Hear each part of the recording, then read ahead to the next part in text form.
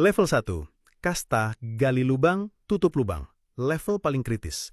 Kita mulai dari level paling bawah, kasta yang paling rame, paling berisik, dan paling bikin stres. Ini adalah kasta gali lubang, tutup lubang. Kehidupan di kasta ini adalah sebuah seni pertunjukan yang tragis.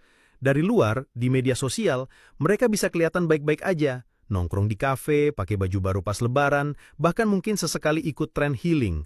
Tapi di balik layar, kondisi finansial mereka sebenarnya sudah stadium 1, penuh dengan kecemasan dan perhitungan receh setiap hari. Ciri utama dari kasta ini adalah hidup dengan jarum bensin yang selalu di garis merah. Mereka merasakan kelegaan sesaat di tanggal gajian, lalu menghabiskan 3 minggu berikutnya dalam mode bertahan hidup, diakhiri dengan beberapa hari yang penuh dengan kecemasan finansial.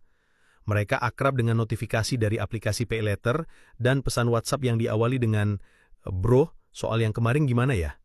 Gaji mereka bukan cuma numpang lewat, tapi seperti sudah ditodong di depan gerbang rekening bahkan sebelum sempat masuk. Mereka merasa tidak membeli apa-apa yang mahal, tapi entah kenapa uang selalu habis sebelum waktunya. Pola pikir khas yang berjalan di level ini adalah fokus pada bertahan hidup hari ini. Masa depan adalah sebuah konsep yang terlalu mewah untuk dipikirkan. Tujuan finansial mereka bukan untuk pensiun atau investasi, tapi untuk bisa makan sampai gajian berikutnya dan memastikan semua tagihan minimal terbayar biar nggak ada yang nagih. Setiap pengeluaran kecil dianggap wajar, tanpa sadar bahwa ribuan tusukan kecil itulah yang membuat dompet mereka kehabisan darah. Frasa kunci yang sering lo dengar dari kasta ini adalah, "Gimana nanti aja lah, hidup cuma sekali, YOLO, tenang, masih ada pay later." Dan tentu saja, kalimat sakti andalan, "Pinjem dulu 100." Analisis ilmu lidinya begini, kasta ini adalah sebuah lingkaran setan yang didesain untuk menjebak lo selamanya. Pertama, gaya hidup mereka secara konsisten berada sedikit di atas penghasilan mereka. Kekurangannya selalu ditambal dengan utang-utang kecil, pay later, pinjol, atau utang teman. Kedua, mereka tidak punya dana darurat sama sekali. Mereka hidup tanpa jaring pengaman. Jadi, satu krisis kecil saja, motor rusak, sakit demam berdarah, atau HP hilang, bisa langsung menghancurkan seluruh bangunan keuangan mereka yang sudah rapuh, memaksa mereka masuk ke lubang utang yang lebih dalam. Ketiga, stres karena tidak punya uang justru memicu lebih banyak pengeluaran impulsif sebagai bentuk pelarian sesaat, yang ironisnya memperparah masalah. Jadi, gimana cara naik kasta dari level ini? Lupakan dulu soal investasi saham atau kripto. Itu urusan nanti.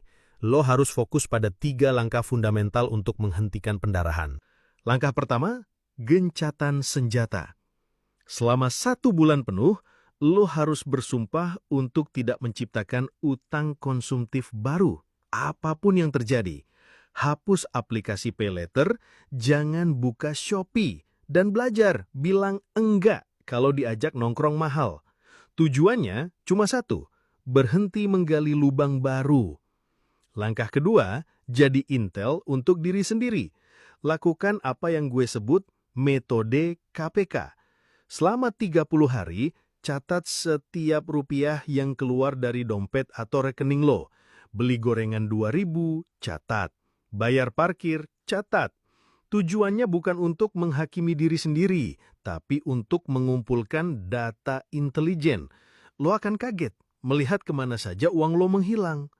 Langkah ketiga, bangun posko darurat 1 juta pertama. Sebelum lo berpikir untuk melunasi utang-utang lama secara agresif, fokus bangun dana darurat pertama lo sebesar 1 juta rupiah. Simpan di rekening terpisah yang tidak ada akses m-bankingnya. Anggap uang ini haram disentuh kecuali untuk urusan hidup dan mati. Posko kecil inilah yang akan menjadi benteng pertahanan pertama lo, yang akan mencegah lo menggali lubang baru saat ada kebutuhan mendesak. Setelah 3 fondasi ini mulai terbangun, barulah lo siap untuk memikirkan perjalanan menuju kasta berikutnya.